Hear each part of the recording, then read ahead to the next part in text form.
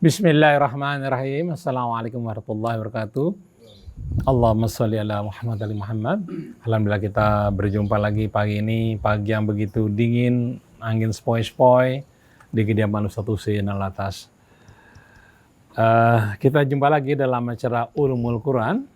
Kali ini kita mengambil tema manusia dalam berbagai perspektif dalam Al-Quran. Alhamdulillah Ustaz Husein sudah hadir di sini, ya Ustaz Totong. Assalamualaikum Ustaz Husein, Ustaz Totong. Assalamualaikum. Baik, kita mulai acara ini dengan membaca Al-Fatihah. A'udzu billahi minasyaitonir rajim. Bismillahirrahmanirrahim. Alhamdulillahi rabbil alamin. Ar-Rahmanir Rahim. Maliki yaumiddin. Iyyaka na'budu wa iyyaka nasta'in. Ihdinas siratal mustaqim. Siratal ladzina an'amta 'alaihim. Ghairil maghdubi 'alaihim waladdallin. Alhamdulillah kita sudah baca Al-Fatihah. Mudah-mudahan Allah mudahkan kita dalam memahami apa yang terkandung dalam Al-Quran. Baik, kita mulai saja acara Ulumul Quran, dan acara ini juga dirilai ke berbagai macam radio. Ada Radio Latansa di Sukabumi, Radio Sela FM di Batam, Radio Habibullah di Banyuwangi, Radio Madinah di Pontianak, Radio Rasa di Palembang, Radio Luciana No. 1 di Semarang, Radio Rasil Mercy di Yogyakarta. Baik, kita masuk ke tema yaitu manusia dalam perspektif Al-Quran. Akan disampaikan oleh Ustaz Totong. Kepada Ustaz Totong, silakan. Assalamualaikum warahmatullahi wabarakatuh. Waalaikumsalam warahmatullahi wabarakatuh.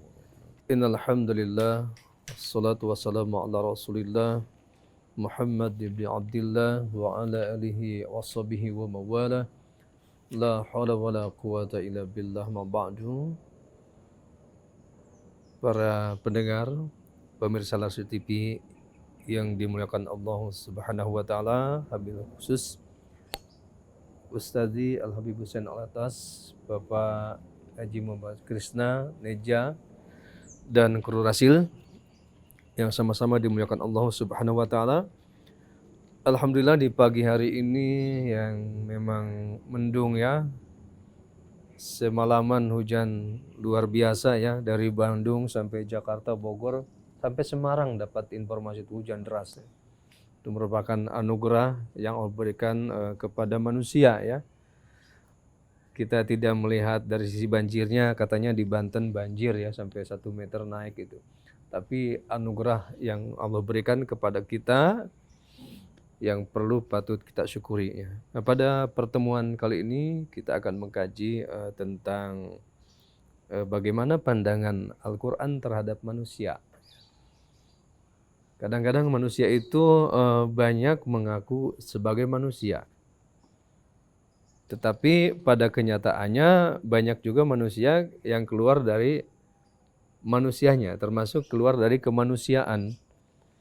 Bahkan kalau kita lihat dalam konteks bahasa misalkan ya, dalam bahasa Indonesia manusia ya, belum bisa memberikan informasi yang lebih luas. Kalau dalam bahasa Sunda agak lumayan ya, manusia itu jalmi, jelema, ada bobodi yang bobodi itu yang gambaran manusia yang menakutkan gitu ya. Mungkin bahasa Inggrisnya juga ada human segala macam, itu juga tidak memberikan solusi. Tetapi ketika Al-Quran berbicara tentang manusia, itu subhanallah ya, memberikan gambaran yang utuh, yang sangat luas ya, dalam arti berbeda-beda tetapi merupakan satu kesatuan ya. Kalau dianalisa misalkan dari sisi bahasa saja, memberikan bahwa manusia itu paling tidak ada 4 atau mungkin lebih ya pandangan Quran tentang manusia. Ada di antaranya itu Bani Adam ya. kemudian ada Bashar, ada Al-Insan, ya. Kemudian juga ada Anas. Ya. Ini kan beragam sangat luar biasa ya. Nah, termasuk Bani Adam misalkan sedikit contoh ya. Manusia itu sebagai Bani Adam, sebenarnya dari Bani Adam ini kalau ditelaah ya, kalau diteliti secara cermat itu memberikan gambaran bahwa manusia itu keturunan Nabi Adam. Ya. Nah, artinya keturunan Nabi, keturunan orang baik ya seharusnya secara sederhana manusia itu jadi orang-orang yang baik gitu. Walaupun ternyata kenyataannya banyak yang tidak baik, berarti ini keluar dari Bani Adamnya. Kemudian misalkan contoh lain, ada beberapa ayat tentang khusus misalkan panggilan Yanida ya Ayuhanas ya. Itu juga kalau kita pahami ya tentunya memberikan informasi-informasi yang sangat aktual. Setelah memberikan penjelasan bahwa kalau kita lihat surah Al-Baqarah ya, pada awal-awal surah itu menjelaskan 3 golongan manusia yang dalam beberapa pendapat itu merupakan penafsiran dari surah Al-Fatihah, di mana di ayat 7 surah Al-Fatihah juga menjelaskan tentang 3 golongan manusia, yaitu yang diberi nikmat, kemudian yang dimurkai Allah, dan yang sesat. Nah, di dalam surah Al-Baqarah juga itu dijelaskan lagi, tapi dalam konteks yang berbeda, yaitu manusia yang bertakwa, kemudian kafir dan munafik. Nah, kemudian di dalam Al-Baqarah ayat 21 itu dijelaskan dipanggil kembali dengan menggunakan ya ayuhanas ya. Ini sebagai prolog tentunya ya, agar kita semua menyadari, memahami, agar kita betul-betul memahami bahwa kita seorang manusia, tentunya kita merujuk kepada kitab suci Al-Quran. Dan tentunya lebih luas, lebih dalamnya kita akan mendengarkan ya nasihat-nasihat, wejangan-wejangan dari guru kita Al-Habib Husain Alatas. Ini sebagai pengantar dari saya. Semoga kita semua tetap menjadi manusia, karena manusia adalah makhluk yang paling mulia. Bahkan derajat manusia itu bisa mengalahkan malaikat ketika memang manusia itu mengikuti tuntunan Allah Subhanahu wa taala dengan mengikuti sunnah Rasulnya dan kembali kepada kitab suci Al-Quran ya. Terima kasih. Wassalamualaikum warahmatullahi wabarakatuh. Waalaikumsalam warahmatullahi wabarakatuh. A'udzu billahi minasyaitonir rajim. Bismillahirrahmanirrahim. Alhamdulillahi rabbil alamin. Hamdan katsiran tayyiban mubarakan fi kama yuhibbu rabbuna wa yarda. Allahumma salli wa sallim wa barik ala abdika wa rasulika sayyidina wa nabiyyina Muhammadin wa alihi wa sahbihi wa sallim. Subhanaka la ilma lana illa ma 'allamtana. Innaka antal alimul hakim. Wa la hawla wa la quwwata illa billahil aliyyil azim. Rabbana zidna ilman wa alhiqna bis salihin. Allahumma inna nas'aluka al-huda wat tuqa wal afaf wal ghina wa na'udzu bika ya rabbana an naqula fi dinina ma la na'lam aw nataqawwalu 'alaika أو على رسولك محمد صلى الله عليه وسلم. اللهم سدد ألسنتنا ونور قلوبنا واشرح صدورنا ويسر أمورنا وأصلح ذات بيننا وألف بين قلوبنا واجعلنا هداة مهتدين ولا تجعلنا ضالين مضلين برحمتك يا أرحم الراحمين. Ikhwan akhwat yang dirahmati Allah, pendengar pemirsa Radio TV Silaturahim, Ustadz Otong, Ustadz Muhammad Krisna Neza, demikian pula rekan-rekan ikhwan yang sedang menjalani PKL, semua kru Rasil, kaum muslimin dan muslimat, kepada seluruh anak bangsa yang semuanya tercakup dalam kata manusia atau an-nas yang diciptakan oleh Tuhan yang sama, dari asal usul yang sama, Lalu Allah Subhanahu wa taala menempatkan kita semua di muka buminya sebagai khalifah yang menjalankan ujian dan mengemban amanat yang besar yang membuat langit, bumi, gunung bergetar karena takut. Mereka menolak untuk menerima amanat tersebut. Mari bersama-sama kita kembali kepada Allah, menyambut seruannya, dan berusaha untuk menunaikan amanat yang Allah amanatkan di atas pundak kita. Mari kita tanggalkan kesombongan dan keangkuhan. Mari kita menjadi manusia-manusia yang sadar, yang eling atau ingat kepada Allah, yang mengingat akan tujuan kita. Dan jangan biarkan dunia meracuni hati kita semua hingga kita lupa akan tujuan kita yang utamanya. Saya ucapkan pertama-tama Assalamualaikum warahmatullahi wabarakatuh. Tema kajian kita pada hari ini, manusia dalam perspektif Al-Quran. Kalau kita perhatikan bersama-sama, kata manusia dalam Al-Quran menggunakan beberapa kata. Terkadang ya, menggunakan kata al-insan. Terkadang ya, Al-Quran menggunakan kata al-ins. Terkadang menggunakan kata an-nas. Terkadang juga menggunakan kata al-bashar. Terkadang Allah pergunakan kata Bani Adam. Anak-anak Adam.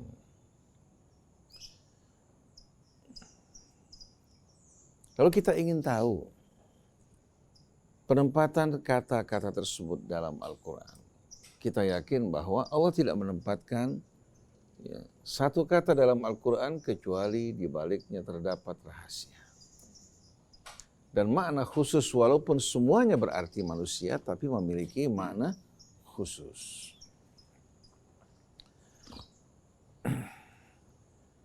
Dan kita semua juga bersama-sama memahami bahwasannya Allah Subhanahu wa taala mengutus para nabi, para rasul, menurunkan kitabnya kepada para rasul yang Allah Subhanahu wa taala pilih dalam rangka memberikan petunjuk kepada mereka agar mereka hidup dalam kehidupan dunia dapat menjalankan tugas mereka, dapat menjalankan amanat mereka dengan bimbingan dan tuntunan Allah hingga mereka selamat sampai tujuan.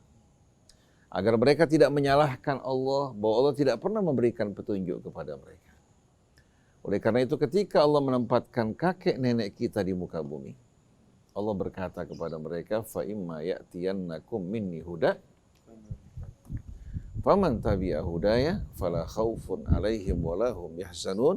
Apabila petunjukku datang kepada kalian, siapa yang mengikuti petunjukku, ya, maka mereka tidak akan mengalami ketakutan dan tidak akan mengalami kesedihan.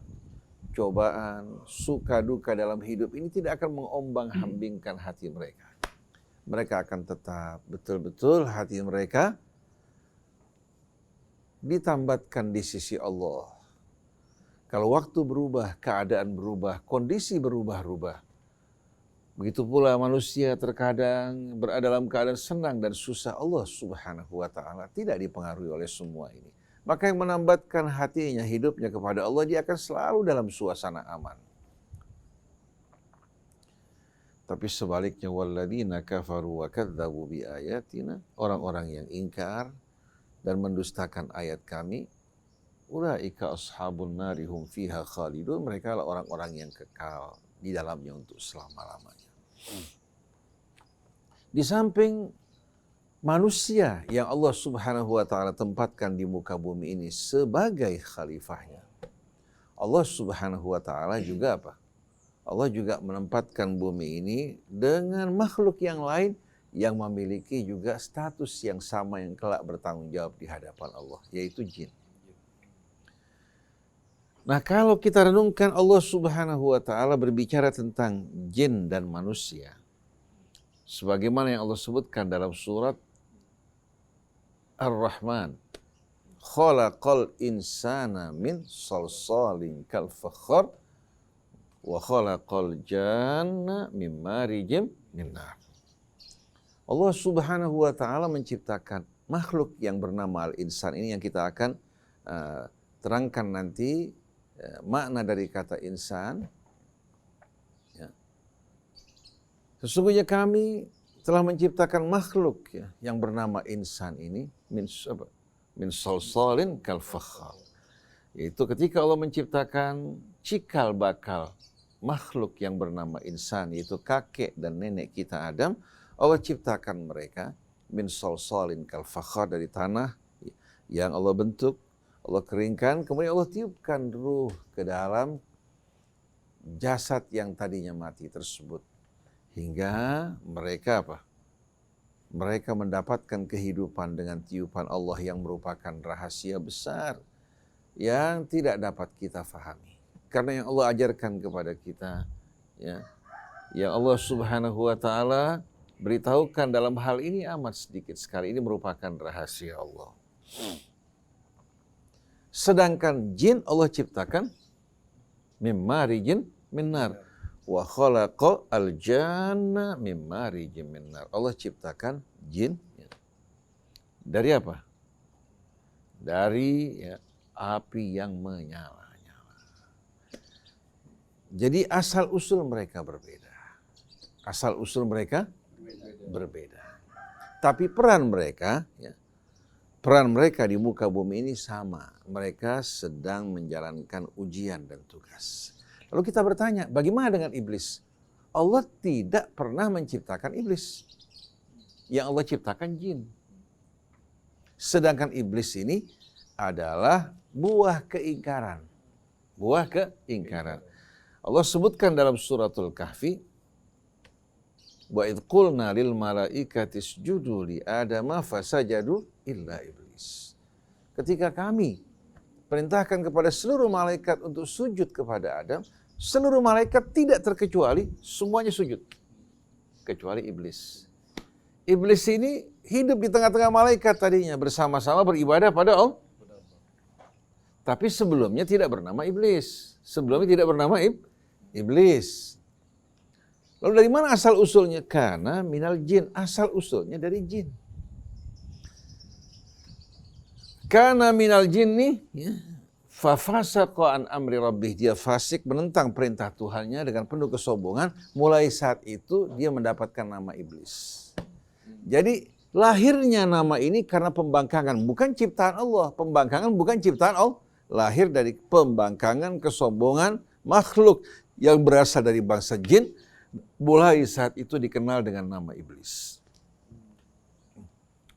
Di samping manusia, jin, ada juga para malaikat. Cuma karakter mereka berbeda. Malaikat adalah makhluk-makhluk yang hidup dalam kesucian, taat kepada Allah, menjalani perintah Allah tanpa sekalipun menentang Allah Subhanahu wa taala. Ada yang sepanjang hidup mereka ruku, ada yang sujud sambil bertasbih kepada Allah, ada yang menjalankan tugas yang bermacam-macam yang diceritakan dalam Al-Quran. Mereka merupakan ibadun mukramun, hamba-hamba yang dimuliakan Allah. Status mereka bukan sebagai khalifah. Oleh karena itu malaikat tidak akan diminta pertanggungjawabannya. Tapi yang akan diminta pertanggungjawabannya adalah manusia dan jin. Dengan pilihan yang Allah berikan kepada mereka. Dengan juga apa? Amanat yang Allah amanatkan di atas pundak mereka masing-masing untuk menjalankan tugas dan amanat Allah. Mereka bisa taat kepada Allah dengan pilihan mereka, bisa juga menentang dan membangkang terhadap Allah dengan apa? Dengan kesombongan dan apa? Dan penentangan mereka. Al-Quran Al-Karim diturunkan Allah Subhanahu wa taala kepada Rasulnya Muhammad sallallahu alaihi wasallam dari kalangan manusia, bukan hanya untuk umat manusia, tapi juga berlaku untuk bangsa jin. Oleh karena itu dalam suratul Jin Allah berfirman, "Qul uhiya ilayya annahu istama'a nafarun minal jinni faqalu inna sami'na Qur'anan ajaba yahdi ilal haqqi fa'amanna bihi walan nusyrika birabbina ahada." Katakan wahai Rasulullah, ini merupakan permulaan suratul jin. Telah diwahyukan padaku bahwa satu kelompok dari bangsa jin telah mendengarkan Al-Quran. Begitu mereka selesai mendengarkan, mereka mengatakan kami telah mendengarkan Quran, bacaan yang amat menakjubkan. Yahdi ila rusydi, yang membimbing ke jalan yang lurus. Fa'amanna bih, kami beriman kepadanya. Walan nusyrika bi rabbina ahada, dan kami tidak akan mempersekutukan Tuhan kami dengan seorang pun. Wa annahu ta'ala jaddu rabbina mattakhadha sahibatan wala walada. Dan sungguh maha agung kedudukan Tuhan kami. Sekali-kali dia tidak memiliki istri maupun anak. Wa annahu kana yaqulu safihuna 'ala Allahi syatata. Dan orang, jin, kalangan jin yang bodoh, yang pandir dari kami telah berbicara tentang Allah dengan hal-hal yang tidak benar. Artinya mereka menganggap bahwa Allah beranak, beristri seperti kalangan manusia. Wa anna dhananna allan taqulal insu wal jinnu 'ala Allahi kadhiba. Dan kami menduga tidak mungkin jin dan manusia akan berani berdusta atas nama Allah, tapi ternyata mereka lakukan. Wa annahum dhannu kama dhanantum alla yab'atsallahu ahada. Dan kalangan jin, ini pengakuan dari mereka sebagaimana manusia, sebahagian dari mereka beranggapan bahwa Allah tidak akan lagi membangkitkan seorang pun baik dari jin maupun manusia. Dalam surah Al-Ahqaf, Allah menceritakan bagaimana Allah menggiring satu kelompok bangsa jin mendengarkan Al-Quran dibacakan. Wa idh sarafna ilaika nafaram minal jin. Ketika kami menggiring sekelompok dari bangsa jin. Yastami'un al-Quran. Untuk mendengarkan Al-Quran. Wa idh sarafna ilaika nafaram minal jinni yastami'un al-Quran. Falamma qudiya wallaw ila qaumihim mundhirin. Begitu mereka selesai mendengarkan Quran, mereka tidak diam pasif seperti kebanyakan kita manusia. Tapi mereka segera bergegas-gegas kembali ke tengah-tengah kaum mereka memberikan peringatan. Qalu inna sami'na kitaban unzila min ba'di Musa musaddiqan lima baina yadayhi yahdi ilal haqqi wa ila tariqim mustaqim. Mereka bergegas-gegas datang ke tengah-tengah kaumnya berkata, sungguh kami telah mendengarkan sebuah kitab yang Allah turunkan setelah kitab yang Allah turunkan kepada Musa. Yahdi ilal haq, yang membimbing ke jalan yang hak, yang tidak meragukan. Wa ila tariqim mustaqim, dan ke jalan yang lurus. Ya qaumana, wahai kaum kami. Ajibu da'iyallahi wa aminu bih. Sambutlah seruan yang datang dari sisi Allah. Berimanlah kepadanya. Yaghfir lakum min dhunubikum wa yujirkum min adzabin alim. Niscaya Allah akan mengampuni dosa kalian yang lalu, melindungi kalian dari azab yang maha pedih. Wa man la yujib da'iyallahi falaysa bimu'jizin fil ardi wa laysa lahu min dunihi awliya. Ulaika fi dhalalim mubin. Orang yang tidak mau menyambut seruan Allah, dia tidak akan mampu berdaya upaya di atas muka bumi ini. Dan dia tidak akan menjumpai penolong, pelindung yang akan menolong mereka. Mereka orang yang berada dalam kesesatan yang nyata. Nah, kalau kita renungkan ayat ini menunjukkan bahwa Al-Quran bukan hanya untuk siapa? Tapi Allah pilih Rasulnya dari kalangan manusia. Dulu Musa, sekarang siapa? Kemudian pada masa Sulaiman juga Allah ceritakan bagaimana interaksi antara Sulaiman dan bangsa jin. Allah muliakan manusia dari kebanyakan makhluknya. Bahkan Allah perintahkan jin untuk sujud kepada siapa? Adam. Begitu pula malaikat. Tapi sebahagian besar manusia tidak menghargai nikmat Allah. Mereka tidak menyadari yang membuat jin yang ingkar menolak sujud kepada Allah langsung mendapatkan gelar iblis dan terusir dari rahmat Allah. Sedangkan kita manusia, seharusnya kita menghargai nikmat Allah, mensyukurinya, tunduk kepadanya. Justru kita mengikuti jejak langkah iblis bersikap angkuh sombong di atas muka bumi, ingkar kepada Allah pencipta kita, menolak untuk menerima bimbingan dan tuntunan yang datang dari Allah. Padahal kehadiran kita di muka bumi bukan atas pilihan kita, bukan atas rekayasa kita. kehadiran kita di muka bumi atas kehendak Allah, pilihannya yang telah memuliakan kita menjadi manusia, memberikan kita akal, memberikan kita juga fitrah yang begitu indah, mengutus Rasulnya, menurunkan kitabnya. Kurang apa Allah terhadap kita semua? Jadi kita lihat ya, sebagaimana yang Allah Subhanahu wa taala ceritakan kepada kita dalam Quran tentang asal-usul manusia dan jin. Ini merupakan keterangan yang membuat apa? Pertanyaan kita terjawab dengan jelas. Siapa pencipta kita? Dari apa kita diciptakan? Dari apa jin diciptakan? Kemudian untuk apa kita hidup dalam kehidupan dunia ini? Kemudian kemana kita akan pergi? Semua merupakan pertanyaan yang membingungkan, dijawab oleh Allah. Asal usul kita datang dari Allah. Dan Allah ciptakan kita dari asal usul yang sama. Lalu Allah Subhanahu wa taala tempatkan di muka bumi sebagai khalifahnya. Untuk pedoman hidup kita Allah utus Rasulnya, turunkan kitabnya. Lalu Allah ingatkan akan hari akhirat di mana semua manusia termasuk jin akan dihisab, diminta pertanggungjawabannya dan menerima balasan yang sesuai dengan perbuatan mereka. Kalau di dunia banyak apa? Orang-orang yang melakukan kejahatan lolos. Karena apa? Karena jaring-jaring hukum ini terlalu lebar. Apalagi jaring-jaring hukum ini apa? Bisa membedakan mana orang besar, mana orang kecil. Kalau orang kecil bisa terjerat, kalau orang besar bisa apa? Bisa lolos. Tapi di hari akhirat, فَمَنْ يَعْمَلْ مِثْقَالَ ذَرَّةٍ خَيْرًا يَرَهُ وَمَنْ يَعْمَلْ مِثْقَالَ ذَرَّةٍ شَرًّا يَرَهُ. Nah sekarang kita akan kembali ke dalam Al-Quran untuk bersama-sama mengupas kata-kata yang Allah pergunakan di saat berbicara tentang manusia. Dan di saat Allah menyeru mereka. Kita di dalam Al-Quran sering kali mendengar kata al-insan. Betul enggak? Betul. Seperti firman Allah Subhanahu wa taala dalam suratul Rahman. Ar-Rahman 'allamal Qur'an. Khalaqal insan 'allamahul bayan. Ini satu ayat, kalau kita renungkan betul-betul amat indah. Yang pertama Allah sebutkan dari nikmat karunia-Nya, Ar-Rahman 'allamal Qur'an. Ar-Rahman 'allamal Qur'an. Yang langsung turun mengajarkan Al-Quran. Artinya Al-Quran bukan dari Nabi, bukan dari Rasul, tapi Al-Quran datang dari sisi Allah. Allah yang mengajarkan kitab suci ini kepada kita semua.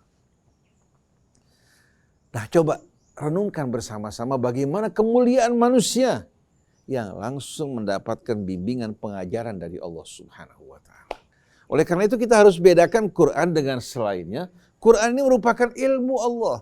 Kemudian Allah yang mengajarkan langsung kepada kita. Allah yang mengumpulkan Al-Quran, menjaga, memeliharanya. Allah juga yang membantu kita untuk memahami isi dan kandungan. Oleh karena itu aturan, hukum ya, yang Allah turunkan dalam Al-Quran seluruhnya berasal dari ilmu Allah Subhanahu wa taala yang tidak meragukan. Sebagaimana alam raya yang dikemudikan Allah penuh dengan keharmonian, keselarasan, begitu pula hukum-hukum yang Allah turunkan dalam Al-Quran, hukum-hukum yang tidak diragukan. Ini merupakan landasan pijakan dari hukum, aturan, dan perintah-perintah larangan Allah Subhanahu wa taala ya, memiliki pijakan yang begitu kuat. Pijakan tersebut keimanan, keyakinan kita bahwasannya Allah adalah Rabbus samawati wal ardi wa bainahuma, yang menata dan menetapkan hukum-hukum di langit dan di bumi, yang menciptakan kita, menghadirkan kita ke muka bumi ini, yang memberikan kita berbagai macam pengetahuan dan menanamkan potensi-potensi yang begitu luar biasa dalam diri manusia. Dia yang menurunkan kitab ini. Dengan sendirinya kalau iman di hati kita begitu kuat, niscaya kita akan menyambut seruan Allah tanpa keraguan sedikit pun. Oleh karena itu yang pertama disebutkan Allah bukan penciptaan manusia. Tapi karunia Allah yang terbesar, Ar-Rahman, Allah yang maha pemurah, yang maha pengasih, Allamal Quran, turun tangan mengajarkan Quran. Baru setelah itu khalaqal insan, menciptakan makhluk yang bernama insan. Lalu setelah itu Allah anugerahkan lagi anugerah yang kedua, Allamahul bayan. Allah mengajarkan, menganugerahkan manusia Al-Bayan. Apa Al-Bayan? Al-Bayan itu penjelasan dari bana yabinu yang artinya jelas. Ya. Al-Quran merupakan bayan dari Allah. Jadi bukan hanya Qurannya, sampai pemahamannya. Pemahamannya Allah akan berikan petunjuk penerangan bagi orang yang beriman. Dan manusia bisa memahami firman Allah. Bisa memahami pelajaran-pelajaran yang diberikan kepadanya dalam berbagai macam aspek kehidupan. Karena ada apa? Karena ada nikmat al-bayan tersebut dalam diri manusia. Kalau nikmat tersebut dicabut, maka manusia tidak berbeda dengan hewan. Walaupun disekolahkan di sekolah tinggi, katakan, dari mulai TK, SD, SMP, SMA, kemudian kuliah di Cambridge atau di Oxford, seekor monyet tidak akan berubah keadaannya. Karena apa?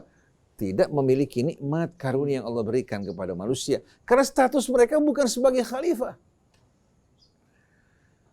Jadi Allah berikan 3 hal. Pertama, karunia Allah pada Al-Quran. Kemudian penciptaan manusia ini merupakan karunia yang luar biasa. Walaqad karramna bani Adama wa hamalnahum fil barri wal bahri wa razaqnahum minat thayyibat. Kemudian wa faddalnahum ala katsirin mimman khalaqna tafdila. Sesungguhnya kami telah memuliakan atau menganugerahkan kemuliaan yang tak terhingga bagi Bani Adam. Wa hamalnahum fil barri wal bahri. Kami angkut mereka di daratan, di lautan, sekarang di udara. Jangan beranggapan bahwasannya pembuatan pesawat-pesawat tempur terlepas dari bimbingan dan petunjuk Allah. Siapa yang mengajarkan ilmu mereka semua itu? Siapa yang menciptakan bahan bakunya? Kemudian kami angkut mereka di daratan, di lautan maupun di udara. Wa razaqnahum minat thayyibat. Kami anugerahkan mereka rizki-rizki yang amat baik. Setiap negara memiliki hasil buah tanaman yang berbeda-beda. Belum lagi Allah mengajarkan mereka untuk mengolah berbagai macam jenis makanan. Juga aroma yang semerbak yang mengharumkan tubuh mereka, makanan mereka. Demikian pula menghilangkan bau yang tidak sedap dalam hidup mereka. Ini merupakan karunia Allah. Wa faddalnahum ala katsirin mimman khalaqna tafdila. Kami utamakan mereka dari kebanyakan makhluk-makhluk yang lain dengan keutamaan yang bermacam-macam. Jadi penciptaan manusia itu sendiri bagi manusia apa? Merupakan karunia yang tak terhingga. Kalau manusianya tidak menghargai, mereka terjerumus dalam penderitaan, jangan salahkan Allah.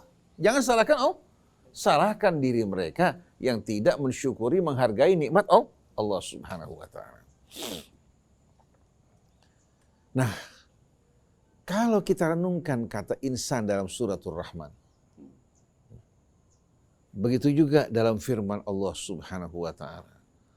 Ya ayyuhal insan innaka kadihun ila rabbika kadhan famulaqih. Wahai makhluk yang bernama insan, sesungguhnya kamu ini tertatih-tatih, terseok-seok, berjalan dengan bersusah payah dalam kehidupan dunia.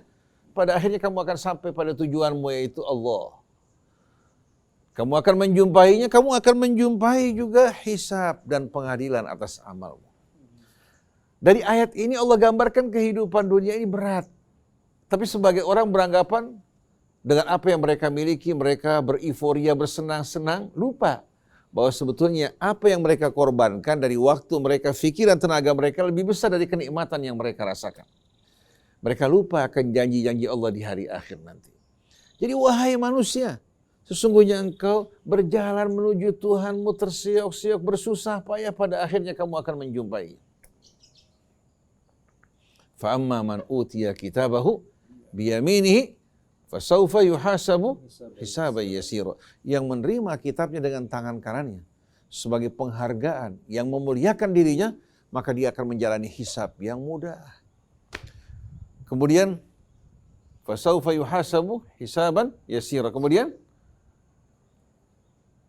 fa'amma man utiya kitabahu biyaminihi fasawfa yuhasabu hisaban yasira wa yanqalibu ila ahlihi masrura. Dan dia kembali ke tengah-tengah keluarganya, berkumpul kembali bersama mereka setelah berpisah di dunia dalam keadaan bersukaria. Tapi sebaliknya, wa amma man utiya kitabahu wara'a dhahrihi fasawfa yad'u thubura. Adapun yang menerima kitabnya dengan tangan kirinya sambil membelakanginya, Karena dia enggan untuk menerima, maka dia akan menjerit, mengharapkan kematian datang menjemput dirinya. Kenapa? Innahu kana wa yasla sa'ira, dan dia akan mendekam dalam api neraka sa'ir. Innahu kana fi ahlihi masrura, sesungguhnya dia dulu di tengah-tengah keluarganya dalam keadaan beriforia, tidak pernah berpikir akan apa? Akan hari akhirat maupun berbekal untuk hari akhir atau menghormati maqam kebesaran Tuhan. Innahu dhanna an la yahur, dan dia beranggapan bahwa dirinya tidak akan kembali kepada Allah Subhanahu wa taala. Kita lihat pada ayat ini, pada suratul Rahman, begitu juga pada suratul Insan, ada surah yang bernama Al-Insan. Hal ata 'alal insani hinu minad dahri lam yakun syai'an madhkura. Bukankah telah berlalu bagi manusia hinu minad dahri, waktu yang begitu panjang, pada saat itu lam yakun syai'an madhkura. Dia bukan merupakan sesuatu yang berarti. Sebelum menjadi manusia dia merupakan tanah liat. Pada saat itu dia bukan merupakan sesuatu yang berarti. Inna khalaqnal insana min nutfatin amsyajin nabtalihi faja'alnahu sami'an basira. Sesungguhnya kami menciptakan manusia yang bernama insan ini dari tetesan sperma yang bercampur dengan telur, ya. Kemudian kami jadikan dirinya sami'an basira, menjadi makhluk yang mendengar, yang melihat, berfikir. Inna hadainahu sabila imma syakir nabtalihi faja'alnahu sami'an basira. Kami ciptakan manusia dari asal usul yang rendah, tetesan sperma, telur, ya. Karena kami bertujuan untuk menguji dirinya, menjadikannya sebagai khalifah. Faja'alnahu sami'an basira, kami jadikan dia mendengar, melihat, berfikir, berakal. Ini merupakan apa? Merupakan bekal yang Allah berikan baginya agar dapat menjalankan tugasnya. Inna hadainahu sabila imma syakiran wa imma kafura. Kami berikan dia petunjuk untuk mengenali jalannya, mengenali tujuan hidupnya, mengenali juga asal usulnya. Fahadainahu inna hadainahu as-sabil faj'alna inna hadainahu sabila imma syakiran wa imma kafura. Nah, di antara mereka ada yang bersyukur pada Allah, menghormati maqam kebesaran keagungannya, mengikuti bimbingan petunjuknya. Ada juga yang ingkar, sombong, menentang dan membangkang. Masing-masing akan menerima apa yang mereka perbuat. Nah, kalau kita renungkan penempatan nama insan ini dalam Al-Quran, kira-kira apa, ya? Apa maksud dari kata insan di sini? Dalam ayat yang lain Allah gunakan kata al-ins. Ya ma'syaral jinni wal ins. Wahai kalangan jin wal ins dan manusia. In istata'tum an tanfudhu min aqwaris samawati wal ard. Kalau kalian apa? Mampu mengitari itu. Mampu untuk keluar, lolos, ya, dari penjuru langit dan bumi yang merupakan wilayah kekuasaan Allah, silahkan kalian lolos dan melarikan diri. La tanfudhu la illa bisultan. Kalian tidak akan mampu untuk keluar kecuali kalau kalian memiliki sultan sebagaimana Allah. Artinya kalian tidak mungkin bisa melarikan diri dari cengkeraman Allah. Kemana kalian akan pergi? Kita perhatikan kata al-ins, kemudian kita dengarkan kata al-insan. Di samping an-nas, ya. Ya. Nah, kira-kira yang dimaksudkan dengan kata insan ini apa? Ada perbedaan pendapat di antara ahli bahasa, ya. Tapi saya ingin, ya, secara sederhana, ya, memahami kata-kata ini, ya, sebagaimana yang digunakan oleh Al-Quran. Kata al-ins dalam bahasa Arab, ya, diambil dari kata apa? Diambil dari kata hamzah, nun, dan sin. Kalau kita lihat kata kerja yang digunakan, inni anastu naro. Inni anastu naro. Artinya apa? Saya melihat api. Betul enggak? Kata anasa di sini bisa berarti melihat. Kata al-ins, ya, menggambarkan makhluk yang terlihat bila dibandingkan dengan jin. Karena kata jin sebagaimana yang kita perhatikan dalam Al-Quran digunakan untuk sesuatu yang mana? Yang tidak terlihat dan tersembunyi. Contohnya, falamma janna alaihil lailu, ketika datang gelap gulitanya malam. Malam ini menyelimuti ya, apa-apa yang tadinya terlihat di waktu siang. Jadi kita lihat Allah gunakan kata al-ins untuk manusia, al-jin untuk apa? Untuk makhluk yang tidak terlihat oleh kita. Bagi Allah terlihat, tapi jin merupakan makhluk yang bisa melihat kita. Ya, mereka di tempat gelap, sedangkan kita di tempat terang. Kemudian kata ins atau al-uns juga menunjukkan keakraban, kedekatan. Allah jadikan keluarga besar umat manusia ini, keluarga besar umat manusia. Apapun suku mereka, apapun bangsa mereka, apapun warna kulit mereka, bahasa mereka, semua berasal dari asal usul yang sama, dari kakek dan nenek kita. Betul enggak? Iya. Dan kita jumpai bagaimana walaupun manusia berbeda, beda suku dan bangsa, keakraban di antara mereka, keharmonian di antara mereka itu kita rasakan. Oleh karena itu, kita jumpai bagaimana orang Indonesia menikah dengan bangsa dan suku yang lain. Betul enggak? Berbeda bahasa, berbeda budaya, berbeda ini itu, tapi Allah kasih terdapat kedekatan di antara mereka yang tidak kita jumpai pada hewan. Betul enggak? Tidak kita jumpai pada hewan seperti yang kita jumpai pada manusia. Semut saja, mereka punya apa? Punya koloni yang berbeda. Di antara satu sama lain yang dekat dengan mereka, mereka menyatu, yang tidak. Nah, manusia Allah jadikan apapun suku, bangsa, warna kulit mereka, karena mereka diciptakan Allah dari asal usul yang sama. Diciptakan oleh Tuhan yang sama dengan peran yang sama, Allah Subhanahu wa ta'ala jadikan bagaimana satu sama lain merasakan kedekatan, keakraban. Kita rasakan bagaimana di antara keluarga besar umat manusia. Keakraban, kedekatan di antara mereka. Allah Subhanahu wa ta'ala dengan bimbingan petunjuknya menciptakan manusia bersuku-suku, berbangsa-bangsa agar mereka saling mengenal. Agar mereka juga dapat bekerja sama satu sama lain. Karena Allah Subhanahu wa ta'ala tidak ciptakan manusia ini ya, dapat memenuhi semua kebutuhannya secara mandiri. Tapi Allah jadikan sebagian manusia untuk yang lain. Dan mereka juga mengemban tugas yang sama. Ya. Dan mereka semua merupakan keluarga besar yang berasal dari ayah ibu yang sama. Jadi kalau kita perhatikan kata al-ins, ya, di samping menggambarkan makhluk yang terlihat, yaitu kita, sedangkan jin merupakan makhluk yang tidak terlihat, juga menggambarkan kedekatan, keakraban yang merupakan ciri di antara umat manusia satu dengan lainnya. Di mana naluri kedekatan, ya, interaksi di antara manusia begitu kuat. Di antara suku-suku bangsa yang bermacam-macam.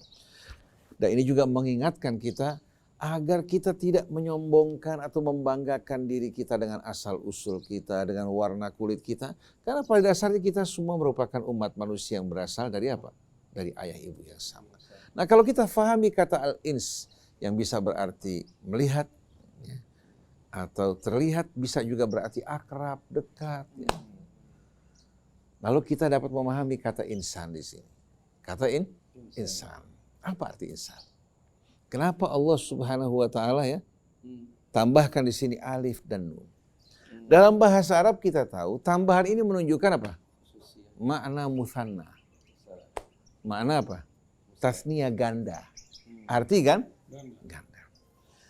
Ketika Allah berfirman, Inna khalaqnal insana min sulalatin min tin, sesungguhnya kami telah menciptakan manusia dari sari-sari pati tanah. Atau min salsalin kal fakhar. Ya. Maka dari firman Allah Subhanahu wa ta'ala kita dapat fahami bahwasannya yang dimaksudkan dengan insan ini makhluk yang berpasangan. Manusia ya, yang dimaksudkan di sini kata insan adalah pria dan wanita.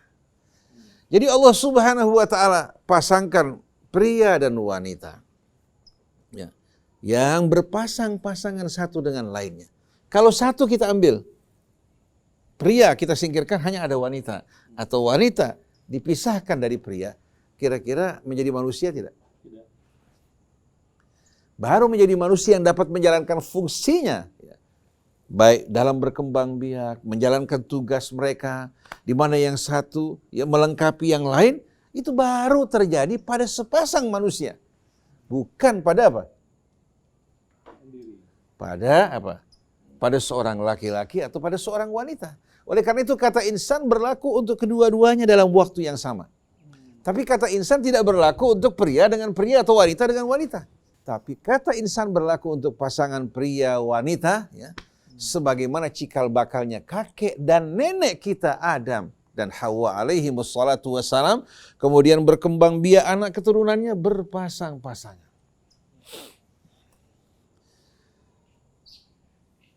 Lalu mungkin orang bertanya, kalau memang yang dimaksudkan dalam kata insan ini adalah apa? Makhluk ganda, pria dan wanita, kenapa? Kok ya kata penggantinya kembali kepada satu? Ya ayyuhal insan, ma gharraka bi rabbikal karim, wahai makhluk yang bernama insan, apa yang membuat kamu terpedaya? Ya, diperdayakan dari Tuhanmu yang Maha Pemurah. Gharraka ini untuk apa? Kata pengganti yang berlaku untuk satu orang, orang kedua. Kenapa tidak menggunakan kata pengganti untuk dua orang?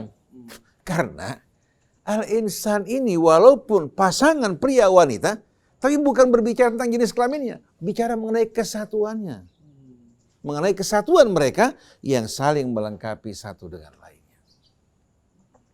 Jadi wahai makhluk yang bernama insan, pria dan wanitanya, ma gharraka bi rabbikal karim, apa yang membuat kamu terpedaya, tertipu dari Tuhanmu yang Maha Pemurah?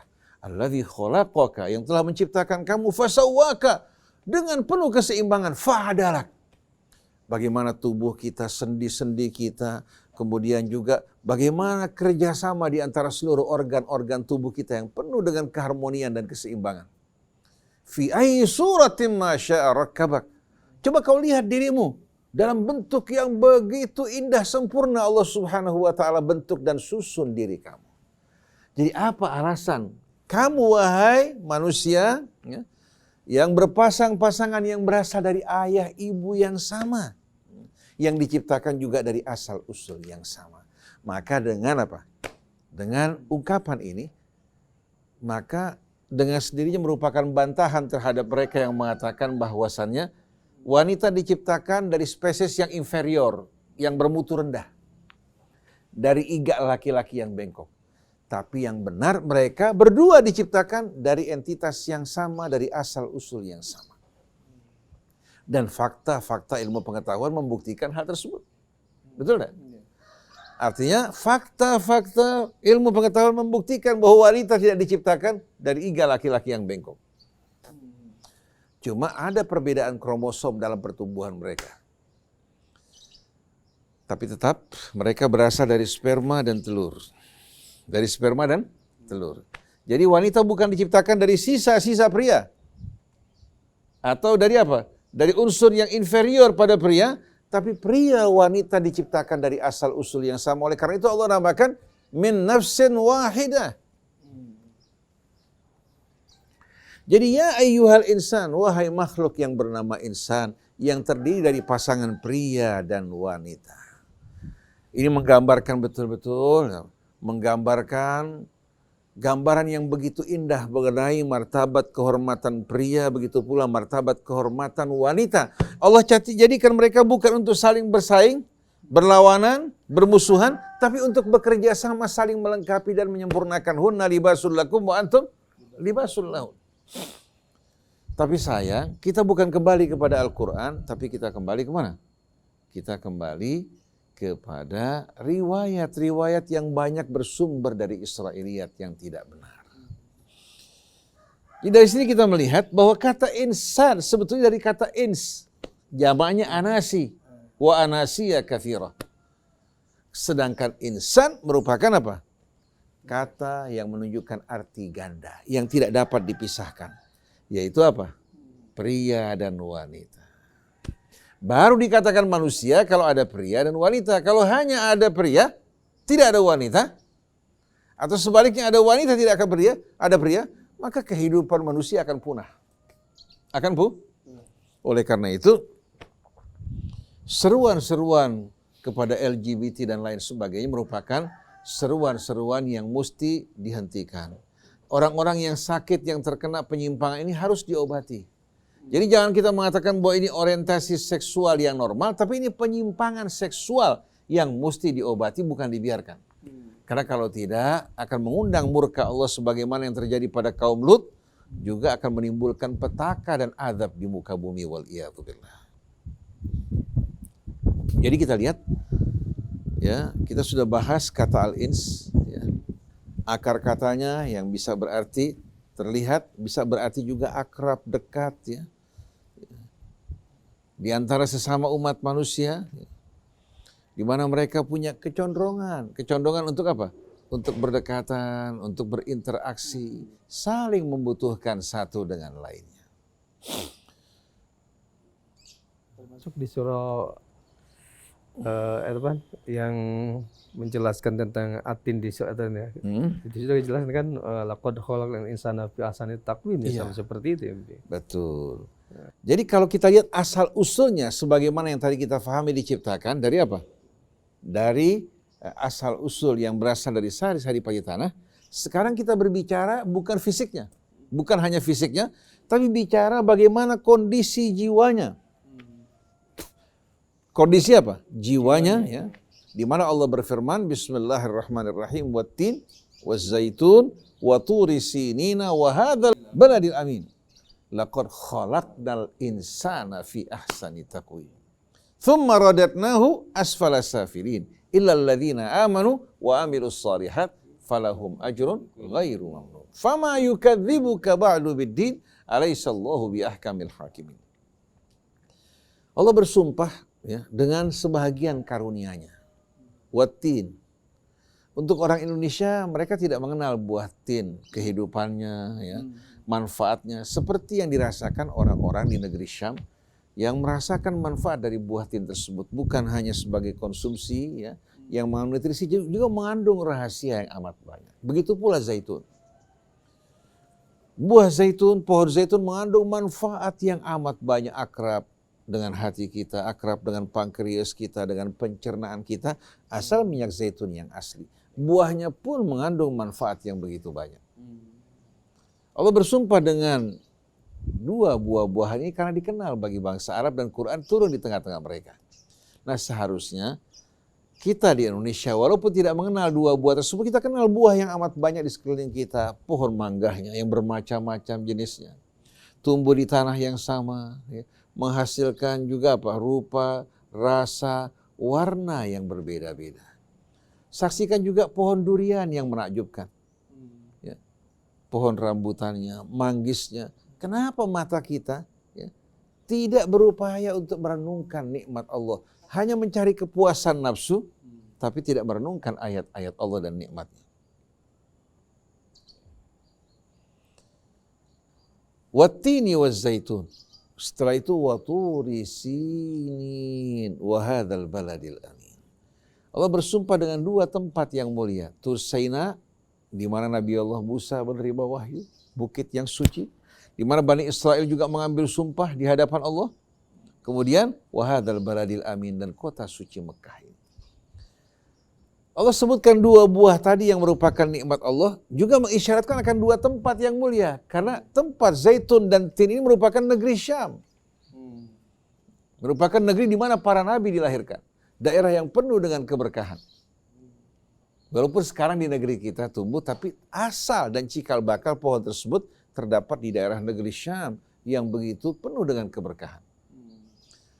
Kemudian Allah bersumpah dengan satu tempat di Syam, di mana Allah Subhanahu wa Ta'ala memberikan wahyunya kepada Musa, kemudian berbicara tentang kota suci. Kota suci Mekah yang dibangun oleh keluarga Ibrahim, begitu pula Yerusalem juga dibangun oleh keluarga Ibrahim. Menjelaskan bagaimana, ya, Ibrahim melahirkan nabi-nabi dari Bani Israel, begitu pula nabi dari Bani Israel yang merupakan apa? Keluarga besar, ya, umat manusia yang berada di bawah naungan, bimbingan dan petunjuk Allah Subhanahu wa Ta'ala yang mulia, juga mengaitkan seluruh agama samawi. Yahudinya, Nasraninya, ya, begitu pula apa? Islam.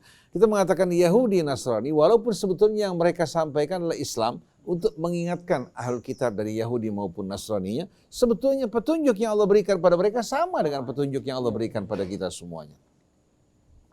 Jadi Allah bersumpah dengan secara tidak langsung dengan tempat-tempat suci di mana para nabi diutus. Bersumpah juga dengan apa?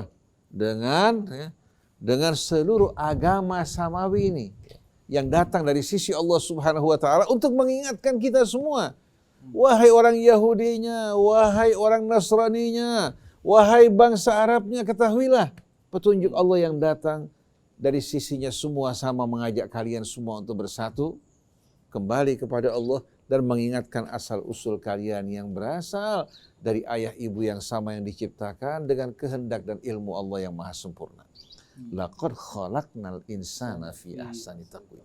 Dengan sumpah tadi yang mengingatkan kita akan kesan-kesan yang begitu banyak.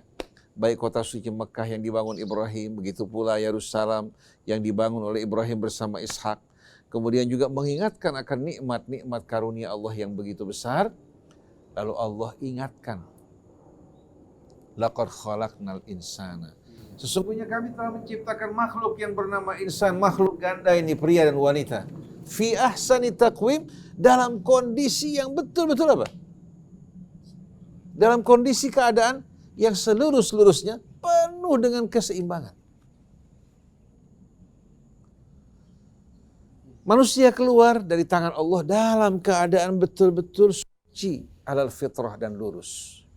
Terjadinya kerusakan akibat pendidikan yang salah, pengaruh lingkungan, mengikuti hawa nafsu, bisikan-bisikan syaitan yang diikuti, yang mencemari dan menodai fitrah dan kesucian manusia. Tapi ini dapat ditolak oleh manusia kalau mereka mengikuti petunjuk Allah. Tapi sayang sebahagian dari mereka lebih suka berjalan dengan turun-menurun, mengikuti hawa nafsunya daripada mendaki menuju kemuliaan. Oleh karena itu Allah ingatkan, laqad khalaqnal insana fi ahsani taqwim. Sungguh kami telah menciptakan makhluk yang bernama insan dalam kondisi keadaan yang seluruh-seluruhnya seindah-indahnya. Tsumma radatnahu asfala safilin. Bersama perjalanan manusia yang panjang, manusia berinteraksi dengan lingkungannya, tercemar oleh pengaruh buruknya, begitu pula oleh pendidikan yang salah, oleh kebiasaan yang buruk, kami terbalikkan dirinya ke tempat yang serendah-rendahnya. Tadinya di tempat mulia. Kalau dia menjaga dirinya dalam keridhaan Allah, mengikuti petunjuknya, dia tidak akan turun. Tapi bersama perjalanan waktu, Allah gunakan kata thumma, menunjukkan waktu yang panjang. Artinya kerusakan, perubahan tidak terjadi sekejap. Tapi bersama perjalanan waktu, kemudian kami terbalikkan dirinya, jungkir balikkan dirinya, kemana? Dari ahsan taqwim menuju asfal as-safilin, tempat yang paling rendah. Lalu kita bertanya, apakah Allah berbuat semena-mena di sini? Tidak. Apa dalilnya?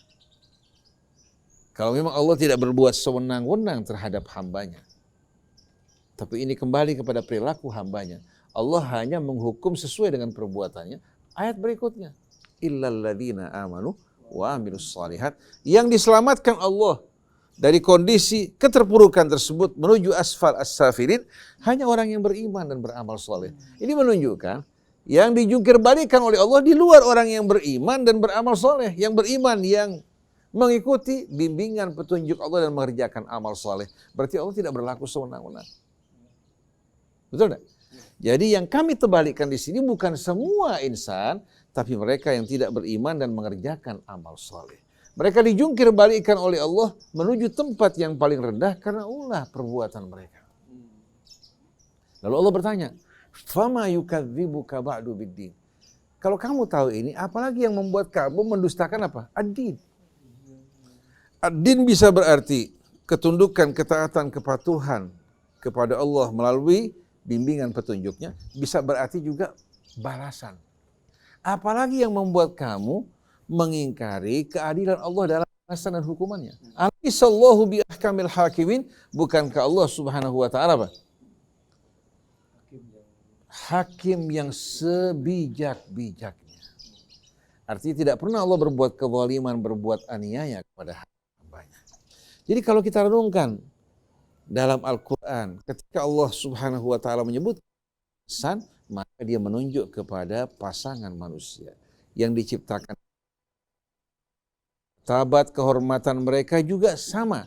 Siapa yang merendahkan martabat mereka, ya, berarti merendahkan Allah Subhanahu wa Ta'ala. Pria-pria yang merendahkan martabat wanita berarti merendahkan martabatnya, karena sebahagian dirinya adalah wanita. Artinya dia berasal dari siapa? Dari wanita. Wanita juga yang merendahkan martabat pria berarti merendahkan dirinya. Nah, Allah inginkan kita pria wanita itu bagaimana bekerja sama dalam mengarungi kehidupan ini dalam suasana yang sakinah, penuh dengan mawaddah dan rahmah, hingga membuat laki dapat berpikir dengan jernih. Begitu pula wanita, dengan ketenangan yang dirasakan oleh suaminya atau pasangannya, dia akan merasakan juga hal yang sama. Dengan rasa hormat dari suaminya terhadap dirinya, dia akan menghargai juga sebagai timbal baliknya kepada suaminya. Oleh karena itu, kata insani penting untuk kita fahami, untuk mengingatkan bahwa dua anak manusia ini yang berpasangan, semua sebetulnya bersumber dari asal usul yang sama. Adapun ungkapan yang mengatakan bahwasannya wanita makhluk nomor 2, lebih inferior dari pria, diciptakan dari iga laki-laki yang bengkok, ini sumbernya Israiliyat, bukan Al-Quran. Hadis-hadis yang diriwayatkan dari riwayat-riwayat Israiliyat yang sengaja ingin merusak pemahaman kita, yang mendorong kita memperlakukan wanita sama dengan masyarakat jahiliyah. Adapun mengapa wanita dalam warisan separuh dari pria? Kenapa kesaksian wanita 2 sama dengan 1? Ini bukan menunjukkan bahwa mereka lebih inferior. Bukan. Kita harus kembalikan atau kembali kepada agama Allah seutuhnya, bukan separuh-separuh. Dalam Islam, yang bertanggung jawab memberikan nafkah, ya, tempat tinggal, ya, juga yang bertanggung jawab untuk apa? Untuk melindungi adalah pria. Seandainya seorang wanita menerima warisan dari keluarganya 100 miliar, sedangkan suaminya tidak memiliki itu, yang wajib memberikan nafkah bukan istrinya. Dengan 100 miliar itu miliknya, tapi yang menjadi milik suaminya itulah yang digunakan untuk memberikan nafkah buat istrinya. Kemudian yang membayar mahar juga pria, sedangkan wanita tidak mengeluarkan mahar. Betul enggak? Jadi kalau kita lihat hak wanita dalam warisan separuh, tapi kewajiban pria berkali-kali lipat dibandingkan dengan kewajiban wanita. Dalam bertanggung jawab memberikan nafkah, mengayomi dan lain sebagainya, itu menjadi tanggung jawab pria. Dari mulai makanan, pakaian, sampai untuk juga nafkah bagi anak-anaknya. Jadi jangan kita lihat sisi wanita menerima separuh warisan laki-laki, kita harus menerima agama secara menyeluruh, kita akan memahami keseimbangan yang Allah Subhanahu wa Ta'ala berikan. Dan pada saat pria memberikan nafkah kepada istrinya, akan menimbulkan kedekatan, keakraban, kecintaan istri. Oleh karena itu pria wanita yang bekerja bersama-sama, kedekatan di antara mereka tidak sama dengan kedekatan seorang laki-laki yang penuh memberikan nafkah pada istrinya, si wanita tidak turun bekerja. Ketenangan mereka, kedamaian mereka jauh lebih indah dibandingkan dengan wanita karir yang berkarir bersama suaminya. Waktu kembali ke rumah mereka masing-masing dalam keadaan letih. Lalu berkaitan dengan kesaksian wanita, 2 orang wanita sama dengan 1 pria, kenapa? Bukan berarti merendahkan wanita. Wanita lebih banyak dikuasai dengan perasaan. Kalau seandainya mereka bersaksi, terkadang di saat mereka luluh menyaksikan seseorang, walaupun dia tahu salah, tapi karena perasaannya yang lebih kuat, bisa saja dia melupakan kebenaran dalam hal ini. Bukan berarti dia lebih inferior. Kalau wanita tidak memiliki naluri perasaan yang lebih besar, dia tidak akan layak untuk merawat mengasuh anak. Contohnya, kalau anak kita diserahkan pada laki-laki, si perempuan yang bekerja, apa jadinya? Bisa-bisa anak di rumah, begitu istrinya pulang, itu anak terdapat memar di sana-sini karena bapaknya nggak tahan terhadap kenakalan anaknya. Tapi kalau wanita kan bermain bersama anak-anak, bersabar menghadapi dirinya, mengasuhnya, memberikan makan. Allah berikan naluri pada wanita berbeda dengan pria. Mereka mempunyai hak yang sama, martabat kehormatan yang sama. tapi dengan sendirinya disesuaikan dengan kewajiban masing-masing. Kalau mereka dikenakan kewajiban yang sama, maka akan rusak keseimbangannya. Jadi Allah Subhanahu wa taala bagi tugas masing-masing disesuaikan dengan naluri mereka. Oleh karena itu perempuan kalau keluar bekerja membawa bulldozer, membawa juga katakan bus-bus, truk-truk, layak nggak kira-kira? Tidak layak. Nggak layak sama sekali. Itu namanya menzalimi wanita. Begitu juga kalau kaum pria sebagai pengganti yang ngurus anak di rumah, harus juga memasak, mengerjakan pekerjaan-pekerjaan wanita, nalurinya tidak sesuai dengan hal ini. Oleh karena itu laki-laki yang banyak mengerjakan pekerjaan wanita, banyak gaya-gaya mereka mirip apa? Wanita. Mirip wanita. Coba dokter-dokter kandungan saja banyak sekali apa yang gaya-gayanya mirip dengan apa?